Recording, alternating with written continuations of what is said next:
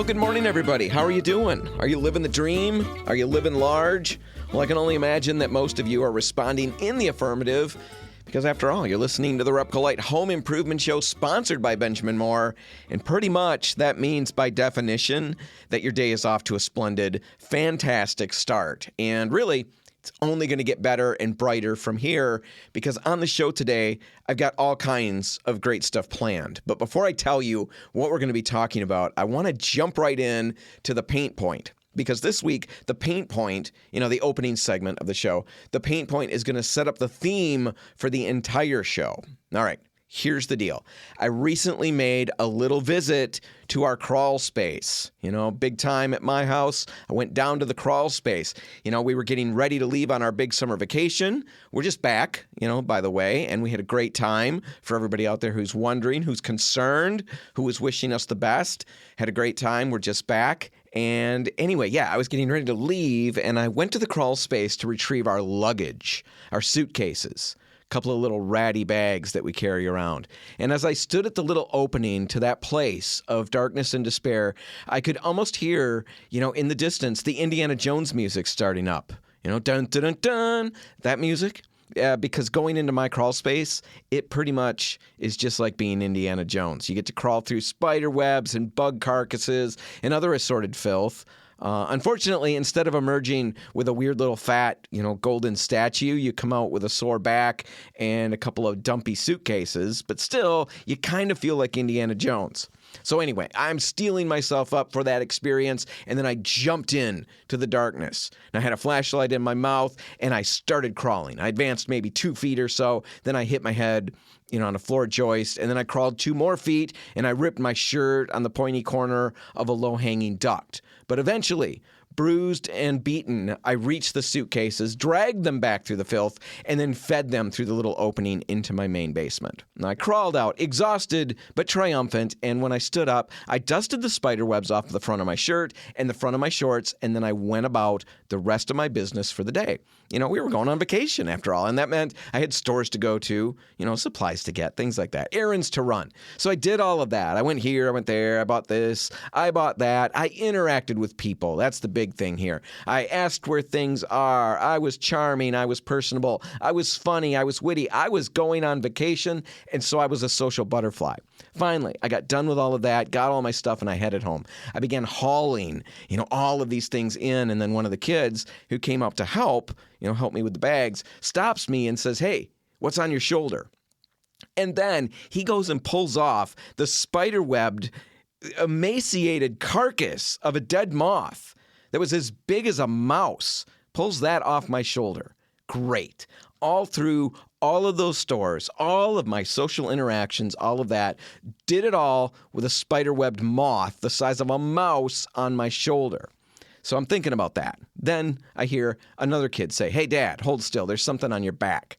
He then begins to brush off 5, 6 other dead creatures, bugs, big bugs, I don't know. Then another kid comes in and tells me to brush off my own shorts. They're not going to do that for me. Brush off the back of my shorts because I'm covered with stuff there. So I do that, and lo and behold, 10, 20, I don't know, assorted dead things fall onto the ground. Well, I'm just standing there in the midst of this huge pile of dead bugs and filth, and before I can say anything witty or even slightly funny, the kids move in on me from all directions and start picking over me like we're all part of some herd or pack, and they're grooming me.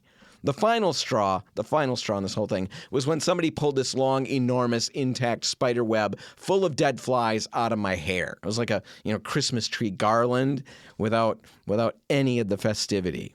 I was literally covered with filth everywhere except the front of my shirt and shorts, which I had brushed off. I had blind spots, big-time blind spots, and they were really, really embarrassing. All right, now let's get to the paint point. A lot of us have blind spots just like this. Well, not just like this.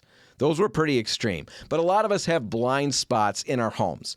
Sometimes these places are areas that we don't often go to or look at very closely. Maybe that's what's going on. Sometimes they're things that we see or experience daily, but because we've become so accustomed to them, we're blind to them. For example, my bathroom.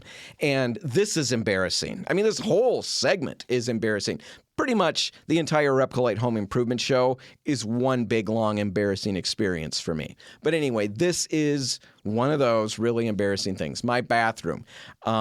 I started redoing it a while ago. I removed the baseboard, I ripped out the existing floor and the super old, super small, almost child-sized toilet, and I installed new flooring and a new normal-sized toilet so that when I sit there, my legs swing in the air. I got all of that done. I was cooking. I was nailing it. I was doing serious, impressive work. But, are you ready for this? That's where I quit. And that may not sound embarrassing, but you want to know the rest of the story? I quit at that stage. The trim is off, the baseboard's off, nothing's been repainted. Basically, I just got the floor and the toilet done. I quit basically when Betsy was still on the radio show with me. Think about that. How long has it been since you heard Betsy? Betsy predated Haley. So we're talking several years ago. My bathroom has been in that unfinished state for all of those years, and I don't even see it anymore. It's just my bathroom, Somebody helped us out with the dogs while we were on vacation, and that's why I'm thinking about this. They asked me about the bathroom when we got back. They were curious. What are we going to do in there? We see you're working in the bathroom. What are you doing? That's when I realized, I didn't know how to explain to them that I'd been doing this for 4 years or more. Finally, I saw it and I realized, wow, I have left that undone. I've been blind to it. I've got to get it finished. And I was blind to it because I live in it. I'm sure I would see it from time to time. I'm sure there were times where I would look at it and realize, oh man, I got to get going on that. But it never startled or surprised me because I see it day in and day out in that condition. So that's what I'm talking about, blind spots. Do you have any unfinished projects around your house? Anything like that? I would be surprised if it's that extreme, but who knows? Maybe you do. Or here's another shocker that hit me because of our time away. I came home and was stunned to find that my house stinks. It stinks like an old house. You know that smell, right? I don't mean a nostalgic feel-good smell. It's kind of, the smell that makes you want to open a window and light a candle. I was shocked. My time away from the house demonstrated how nose-blind I was. When you live in a den of filth, I guess it just smells like home. But when you go somewhere where the smell isn't and then come back, well, it hits you right between the eyes. Do you have any of that going on in your home? Do you notice anything smell-wise, when you come home from work? Maybe have a guest over, somebody who will be utterly gentle with you, and then ask them, hey, do you notice anything aroma-wise in the house here? Anything? Ask about it. How about other blind spots? Our garages. They're often a second entrance to our homes. Lots of us have garage entries that our guests use on a regular basis. Well, if that's the case for your home, what does your garage look like? Does it look the way you want an entry to your home to look like? Or do you not even think about the garage as an entry? It's just the garage. Is it a blind spot? Well, what about your front doors? This is another common blind spot. If you enter your home through the garage, if that's how you get into your house most often, well, there's a good chance you rarely use your main front door. And when that's the case, most of us pay very little attention to that area, the front doors of our homes. However, most visitors to our home who aren't family or really close friends, they usually do head to the front doors. Well, what are they finding? How about clutter? What about dings and scuff marks on your walls that should be touched up but haven't been? Blind spots. They're all blind spots. I could go on and on. We've probably all got them, some of them for sure. And today, we're going to spend this whole show talking about how to fix them. And we'll be talking about sprucing up our front entrances at the end of the show. We're going to focus on that. Before that, we're going to be going through some cleaning and organizing resources for our garages. And coming up next, I'm going to dish out the second to last George job for the summer, dealing with house smells. But before we get to all of that, there is a nagging question that I kind of want to deal with. I'm anticipating this as a rebuttal, to everything I just said about blind spots. I think the fair rebuttal to everything that I just said would be this. We, the people living in the house, we don't see these things. They're blind spots. So what does it matter? Why should I worry so much about making my house acceptable to the guests that I may or may not have over? If it doesn't bother me, why should this be a big deal? All right. I think That's a fair, it's a fair question. It's a fair rebuttal. I've got a couple of reasons why I think that it's worth doing. The first one is that when you do have guests over, you will notice these areas. It's just going to happen. But by then, it's usually too late to do anything about them, and it's just embarrassing. When I have people over and they see my unfinished bathroom, I can't fix it at that point. I'll wish I had noticed it or thought about it ahead of time, and I'll wish I had fixed it, because that's pretty tough to live down when you kind of do a home improvement radio show and you haven't finished your bathroom. So it's embarrassing. That's one reason. A second reason is that I really completely believe that even if we don't consciously see these areas in our home, they still subconsciously affect us in a negative manner. It's not that tough to believe that my subconscious mind is aware of the unfinished bathroom, even though I don't regularly notice it or see it. And I'm certain that that weighs on me. Or clutter. Think about clutter. Clutter can lead to stress and anxiety, and I know I don't have to acknowledge it or name it as clutter for it to have that effect. Clutter by any other name, it's still clutter. It's still going to do what clutter does. So these blind spots, they're worth finding and they're worth fixing. And with that in mind, let's take a break, and then when we come back, we'll tackle a blind spot that we all may have, house smells. That's just ahead. Stick around.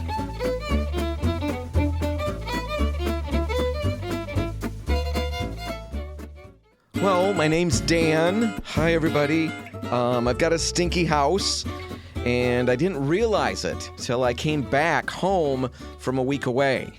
You're listening to the RepcoLite Home Improvement Show, and I cannot be the only person dealing with this stinky house issue, right? This embarrassing stinky house issue. I know I'm not. Maybe you're dealing with it too. Maybe you just don't know it. Maybe you're nose blind like I was. Well, for those of us who are in this little old house stink recovery group, let's figure out what we can do to eliminate the stink and freshen up our abode. And this is actually going to be the George job for the week, de-stinkifying your house. And if you don't know what a George job is, well, at this point, you just have to go back some episodes, check out the past few episodes, and I'll explain it there. I explain it ad nauseum. You'll get everything you need to know. The short version is that George jobs are just small projects that you can tackle that will kind of help you gain some control and some momentum around the house. So let's get to it. De-stinkifying your house. The first thing that I've got when it comes to this topic is a caveat. The smells in an old home can really be due to all kinds of things. We got to throw that out there right from the get-go. For example, bathrooms can smell because the wax seal around the toilet is in need of replacement. Water leaks throughout the years can make wood smell even if there wasn't any mold. Sometimes floors get installed over old floors, think linoleum or something like that. It's definitely possible that that old floor or the backing of that older floor contains some odors that then permeate and fill the house. And on and on and on. There are a lot of big reasons for the stink sometimes, and some of those can be things that are tricky or expensive to solve. But let's look at some basic places to start if you're dealing with some house stink and some of the things that you can do. So first thing you need to do is look for moisture issues, right? Moisture problems in a home lead to mold and mildew, and they'll definitely contribute to a smell. So check toilets, tubs, showers, check your washer, check your sinks, all of these things. Look them over for leaks. Make sure your roof isn't leaking. Make sure you're not getting water seeping through the walls into your basement. Is the grade of the ground sloping away from your home, from your foundation walls? Are your gutters cleaned out? Are they channeling water away from the home? Make sure everything is leak-free as best you can and mold-free. That's a really good place to start. Now, for me, when I did that, I didn't notice, any sign of significant moisture or mold or mildew. But I did notice that my crawl space has a slight musty smell. And that really just adds to, the ambiance down in that already wonderful part of the home. But the problem is that smell, that musty smell, means there is a moisture issue going on in some regard. Now, for me, I'm not seeing any signs of water seeping in, but the space is humid, and that turns out to be a really common thing. But unfortunately, common or not, you don't want it. Humidity in the air, in the crawl space, or pretty much anywhere, but in the crawl space, can cause all kinds of issues down the road, and it can certainly contribute to house smells. So I noticed this, and I started running a dehumidifier in that space. It's not terribly convenient, but it definitely reduced the humidity and the smell very quickly. So that's the second recommendation. Run a dehumidifier. Your air conditioner is probably taking care of this throughout the bulk of the home, but for me, a dehumidifier in the crawl space and the basement definitely made a big improvement. So consider those things. Another thing to do, super crazy simple. Open the windows and let the sun in. And it's a no-brainer. But maybe the air in the home that the stink that you're dealing with, maybe it's just stale air. So air out the space using fans and see what happens. I did that right away, and of course, there were near instant results. I also made sure to open the blinds and let the sun in because the UV light from the sun actually kills the bacteria that can contribute to the smells. So open those blinds, let the sun in. Another thing you can do, you can wash the walls down. Now, walls actually can trap all kinds of smells, especially kitchen walls with all the cooking that we do. So wash those areas down with an odor-killing cleaner. Odoban is one example. I'll put a link in the show notes. When you look it up on Amazon, it's kind of great. It clearly says right there in the description that it eliminates unpleasant stenches. Unpleasant stenches. Do you really need the adjective unpleasant when you're using the noun stenches? I don't know. Anyway, consider a product like that. Another recommendation out there on the World Wide Web is a home remedy that I haven't tried yet, but makes a lot of sense. It's basically just taking a small amount of baking soda and mixing it in water and washing the walls down with that. So mix about a half a cup of baking soda in a half a gallon or so of water, and then stir it and stir it and stir it till the water's clear. Then you wipe the walls down and then come back later and rinse the walls well a second time with clean water. Now, if you're going to go through all that work and you're going to wash those walls down, it's always wise, it's critical to test your cleaning solution, even if it's just the baking soda and water, in a few out-of-the-way spots. If you've got a flat finish or even a lower-end, lower quality matte finish, there really could be issues. You might not want to try this step. However, if you've got good quality paint in a matte finish and higher, it really should be fine. But still, do that testing first.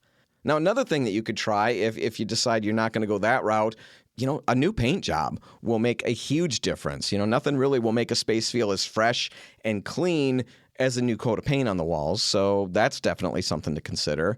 What about carpets? Well, there are a lot of different things you could try to get smells out of carpet, but the go-to is really simple. It's baking soda. You just sprinkle it on, let it sit for a little while, and then vacuum it right up. Now, there are scented versions of baking soda for carpets, specifically for carpets, and I've used them, and all I'll say here is that you better not be smell sensitive if you're going to go down that road. The one I used was overpowering, and from here on out, I'm going to stick to the unscented varieties. Just saying. Another thing you can try are air purifiers, natural or otherwise. There are activated charcoal bags that you can buy relatively inexpensively, and you basically just hang them up out of sight in your crawl spaces, tuck them in a cupboard, wherever, and they'll just naturally absorb odors. Baking soda does the same thing. Pop a box of baking soda open and put that around the house, kind of tuck it away. You could also invest in a literal air purifier. That will help. What about pet smells? Well, pet smells pretty tricky to deal with. I've got 2 dogs, so I should know. I'm sure they're contributors to the house smell, but a number of things that you can try to do. First off, grooming, regular grooming. Make sure you stay up on that. Keep grooming the pets. That's first. Also, make sure you're cleaning off any of the soft furniture or the areas where they hang out, where they spend their time. It's not easy to deal with dog smells. Maybe we'll have to focus on that on another segment, when I've got more time. We'll do that in the future. A final idea before we wrap this up would be to really just, give your house a really efficient deep cleaning. Get in the cupboards, wash down the baseboards, get behind the fridge, all of that. It's not fun. I get it. But if it removes the stink, well, it feels like a win in my book. All right, we're going to take a break. When we come back, we're tackling garages. That's all next. Stick around. And we're back. You're listening to the RepcoLite Home Improvement Show, and today it's all about blind spots. And right now, we're going to take a look at garages. And I think it's safe to say that most of us probably have a blind spot regarding our garage. After all, they're just garages, right? Well, it's true, they're just garages, but often, as we discussed and mentioned in the very first segment, a lot of us have visitors entering our homes through our garages, close friends and family members anyway. And even if that's not the case, even if you never have guests enter your home through your garage, chances are you probably do.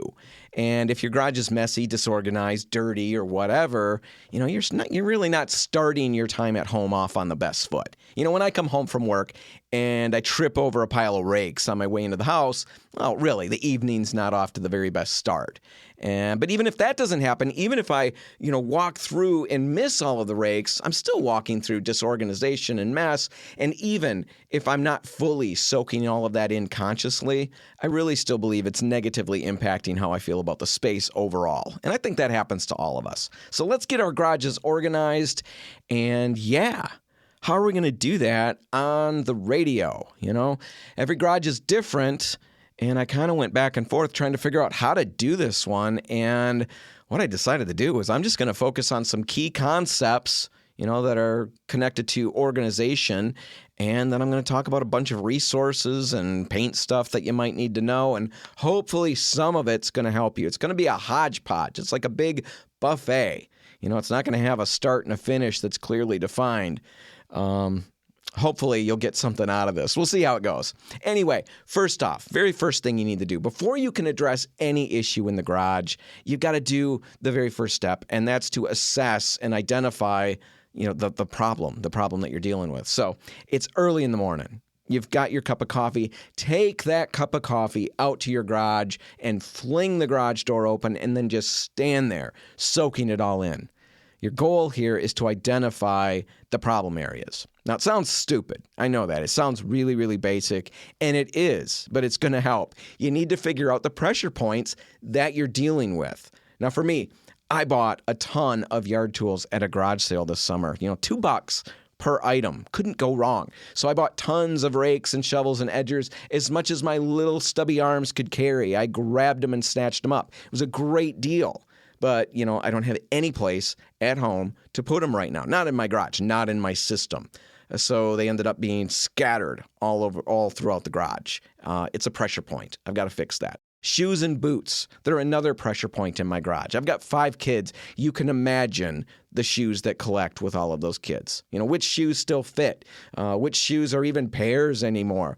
Who knows? I've got no idea. Oh, the shoes have a place where they're supposed to go, but right now, that's not being used very effectively for a number of reasons. That's a pressure point. I've got to get that fixed. Those are my examples. When I fix those things, this is really interesting to me. When I fix those things and really look at the situation, I'm going to have eliminated almost 70% of my garage problem. I look at the garage and think, wow, it's disorganized, it's crazy, it's a mess. Nope. When I really sit down and analyze it, it's just a couple of things that are causing the problem. The rest of it's not as bad as I might think. So do this for yourself. Take a few minutes, identify the pressure points. What are they? Do you have too many pieces of yard equipment that don't run? Do you have sports stuff that's taken over, most of the garage? That happens a lot. If you've got kids, you've got sports stuff, and it takes stuff over. Maybe for you it's fishing or camping gear. Maybe it's just a bunch of random stuff that you hauled to the garage for one reason or another and then just ended up leaving it there. Find your pressure points, whatever they are, and then start making your plan. And there are 8 million. There's just millions and millions of storage solutions out there. There's answers on the internet for everything. And in fact, this is why this is a hard topic to talk about. It feels like throwaway info, but I'm hoping that by talking about it, I'll inspire at least some people to go out there and take a look. But go out there and Google, what you need for the pressure points you've identified. When I Google yard tool racks, for example, thousands of interesting plans and products, of course, come up. It's Google. That's how it works. They want to sell me stuff. They want to show me stuff. I get all kinds of systems that I find that I could buy, that I could build. Maybe I Google fishing rods. I Googled fishing rods. There's no maybe about it. I Googled fishing rods, and do that, and you're going to find a ton of interesting, really creative solutions that might be just what you need. Google shoe storage, sports gear storage, tool storage. If you don't have a plan or a system for the things that are causing your problems, do that research. The internet is there waiting to help you. Google is your friend in this regard. Now find the systems that are going to work for you and then build them, buy them, whatever you need to do. And when you're doing all of that, making your plans, getting your ideas, starting to gather supplies, maybe buying some stuff, here are 4 things to keep in mind to make sure that your organizational system functions as well as possible for as long as possible. First off, make it easy to understand. Everybody should see at a glance how your system is going to work and what goes there. Don't create, for example, and I speak from experience here, don't create a storage system for various balls and then divide them all up by sports. It sounds really good, but I had enough people in my family who didn't appreciate the difference between a softball and a baseball. They couldn't see exactly what the issue was here, or why a baseball is different from a wiffle ball, or whatever. To me, it's obvious. To them, it was too complicated, and the system broke immediately. So make sure your system's easy to understand. Make it simple to use. If you want the system to be used, make sure that the people in your family who are supposed to be using it can use it. Super simple stuff here. I almost want to apologize for what I'm delivering because it just feels that ridiculous. But maybe there's somebody out there going, oh, make it simple to use. Huh. That makes sense. I like what this guy's saying. Anyway, third thing, create a system with room for growth. Now, if you want the system to work, it's got to be able to grow with you. I had all my yard tools hung on the wall, and it worked, and it was literally beautiful. It was a piece of art. It was like a Tetris layout. Everything had a place. And then I bought a boatload of new stuff, and suddenly there's nowhere to go with it. My brilliant system, completely ridiculous. It was landlocked. So opt for storage systems with room to grow. Racks for my rakes and shovels, for example. They may not give off that same super cool vibe that a wall of tools does, but with a rack, I can double and triple stack tools and accommodate new stuff as I bring it in. So make sure you have that room for growth. Conversely, the last point, be cautious of too much storage.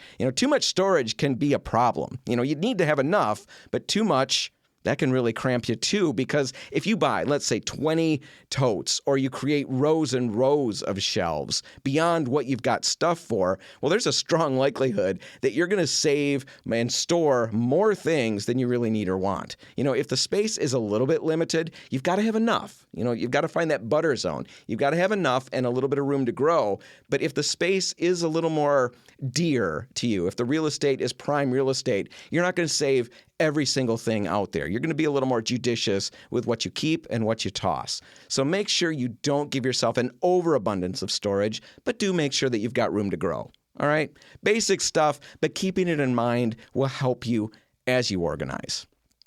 All right. That's organization. What about other problems in the garage? And I guess in this instance, I'm thinking about something that impacted me, big items that maybe don't work anymore, or stuff that you just don't want or need. Grills, exercise equipment, lawnmowers, snow blowers, things like that. That stuff can take up a huge amount of space, and it's not easy to get rid of. Even if you find a place where you can bring it, a place that will accept it, you've still got to get it there. You've got to load it, and who wants to do that? I don't want to do that. I'll tell you that right now. Well, if you're in that boat, get a junk hauler. I did this a few months ago. We talked about it on the show. I called 1-800-GOT-JUNK. And every time I say that, 1-800-GOT-JUNK, I feel like I'm doing a commercial. But it was great. I called them early in the morning, and within about 2 hours, there were 2 guys there with a big truck. And they gave me an estimate after they saw everything that I wanted to get rid of. And then, 2 hours later, all of that stuff is gone. And I'm just standing in my garage looking at floor space that I didn't even know I had. So think about that. If you're dealing with those big ticket items, those big items, get a junk hauler out there. 1-800-GOT-JUNK is one, but there are other ones. Another problem that people run into are the chemicals and the fertilizers and the solvents that collect in the garage. Dirty oil from oil changes, insecticides, all of that stuff. What do you do with that? Well, there are hazardous household waste facilities in all of our listening areas that will accept those items, usually at no charge. Some of them will even take back old TVs and other items like that for a charge. So go online, Google it, search for household hazardous waste near me, collection sites near me, And you'll find plenty of places. You'll get all the information, the hours that they're there, and all of the details. But there are places to bring even those things that we look at and think, I have no idea how to safely and responsibly get rid of this stuff. There are solutions out there. All right. Another thing I want to talk about, because I know it's a garage issue, oil stains on the concrete. And there are a number of ways to fix this and clean it up. We talked about it on the show probably about a year ago or so. Haley did this with her garage, and she used a product called ACT, A-C-T, concrete cleaner. And basically, I'll link to the episode in the show notes if you want to check that out and get the full details. But basically, it's just a powder. You sprinkle it on the floor, kind of work it in with a push broom, mist it with water, let it sit for a while, and then eventually you just rinse it all away. Again, I'll put a link in the show notes if you want to check that out. That's ACT Concrete Cleaner. We don't carry it at RepcoLite, but you can order it online. Just look that up. A product that we do carry that works pretty well to do the same thing is TSP, trisodium phosphate. Basically, you just make a paste using TSP. It's a powder, and you add a little bit of water to it, make this paste, and you apply it to the stain. Let it sit until the TSP is dry. It's probably going to take, 20, 24 hours, something like that, and then sweep it away. Most of the time, that's going to remove, quite a bit of that stain. If you do need to, you can always reapply, do it all again. All right, last thing that I've got, getting everything organized in the garage is one thing, but you've got to give attention to the walls. That's a big part of determining how that space feels. And for you, your situation, everybody's situation is a little different. Maybe for you, it's just removing spider webs and other stuff like that from the walls. Maybe that's good enough. Maybe the walls were painted once, but they're all dinged up and they're marked up after years of use. Don't leave them that way. Touch up the dings, patch the holes, do a quick repaint. There's nothing like a hole in the wall to really drag down the look. Even if it's just a door that's swung open and the handle went through the drywall, there's ways to fix that. There's little tricks to that to make that patch pretty easy. You can pull that off. I don't have time to talk about it here, but ask about it in the store. Get that patched, get those walls painted, make the space feel a ton better. If your walls were drywalled before but never primed or painted, maybe it's time to get them painted. Pick a color and you'll be surprised how much better everything feels in that space. And really, you don't need to drop a ton of cash on paint for the garage if you don't want to. You can use standard interior paint. You don't need to use an exterior product. A lot of people think since it's the inside of the garage and who knows what it might be exposed to, they think they need an exterior product. You don't. It's not recommended at all. Put an interior product on those walls.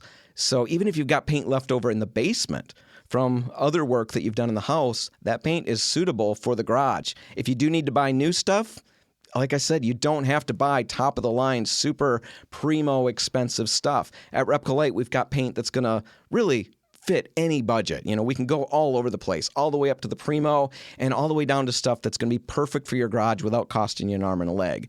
So just make sure you're getting the right finish, probably an eggshell in the garage, and you'll be great. Stop out at the store, tell us what you're working on, and we'll make some recommendations. If you do want to go top of the line, if you do want to go nuts, and you really want something that's going to last and last, last thing I'll say, I'd recommend ScuffX from Benjamin Moore. It's pricier right off the bat, but since it resists scuffs so well, your walls are going to still be looking great years and years down the road. And if you've got a wall of tools, if that's how you hang up your tools, your rakes and stuff like that, I'd really think about, even if you just paint that one wall with ScuffX. ScuffX is going to be super for that wall. It's going to hold up to what you throw at it. All right, that's enough for this topic. I know it was all over the board. Hopefully you got something out of it that helped you with your situation. Let's take a break right now. When we come back, we'll turn our eye to one last blind spot around our homes, our front entrances. That's all coming up in just a minute. Stick around. Well, here we are again, working our way through pounds and pounds of Radio Gold. Radio Gold. You're listening to the RepcoLite Home Improvement Show, sponsored by Benjamin Moore. And I almost said pounds and pounds of Radio Fudge. Not because that makes any sense, but because fudge is actually on my mind. I told you earlier at the beginning of the show that we went on vacation last week, and one of the places that we visited was Mackinac Island. And of course, when you're there, you absolutely need to buy fudge. It's just how it works. And so we did that. and we bought an unreasonable amount of fudge. I think we bought 5 pounds. 5 pounds of fudge. That's a lot of fudge.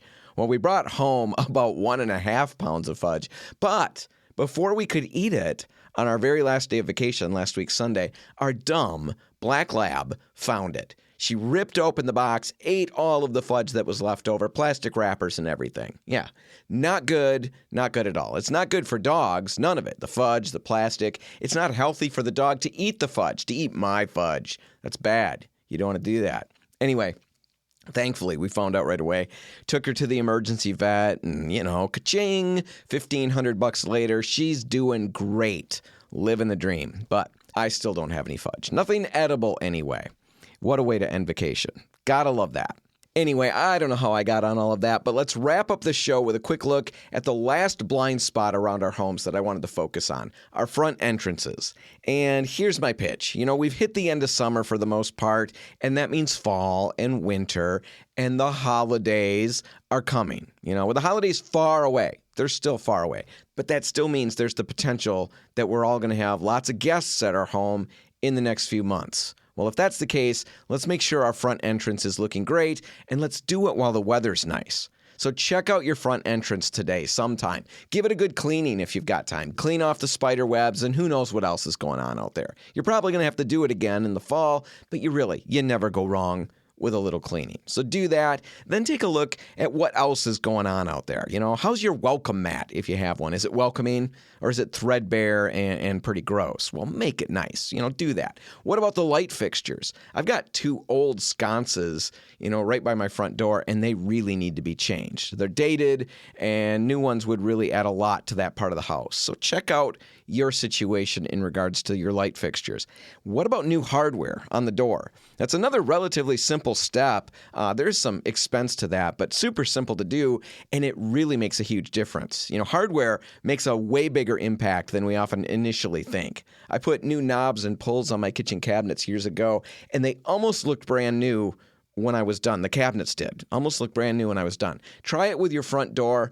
It can have a huge payoff.